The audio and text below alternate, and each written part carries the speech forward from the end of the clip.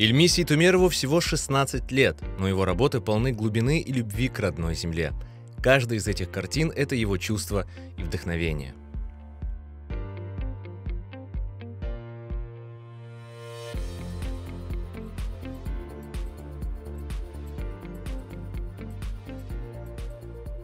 Моя первая дебютная выставка. Очень стремился к ней, усердно работал. Когда вижу все картины вместе, я смотрю на них по-новому и переосмысляю весь свой творческий путь. Творческий путь Ильми начался с 4 лет. Уже тогда, маленьким ребенком, он знал, что станет художником. Детские рисунки, потом школа, конкурсы, гуашь и плавно перешел на масляную живопись. Очень вдохновляют пейзажи Крыма.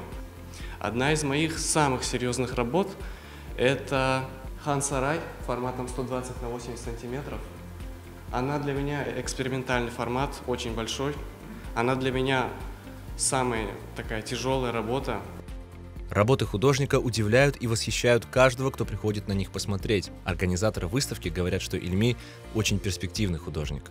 Когда принесли они картины, все очень удивились, потому что когда еще люди узнают, что ему всего лишь 16 лет, все в полном восторге. Он большой молодец, причем так интересно, что такие шикарные масштабные работы, а сам парень такой скромный, но я думаю, что у него будет большое будущее.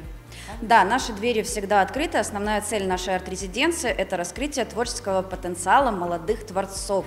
Ильми первый в семье, у кого проявился талант к написанию картин. Родители молодого человека возлагают на него большие надежды. Biz Ilmiyen pek gururlanamız. Gelecekte isteyim ki Ilmi bir meşhur insan olganını pek isteyimiz. Biz ana-baba tarafından ona her vakit onun icadi faaliyetinde her vakit yardım ederek. Выставка Ильми Сейтумерова проходит в арт-резиденции Таврида в Судаке. Посмотреть на работы молодого художника можно до 7 сентября с 11 до 19 часов ежедневно.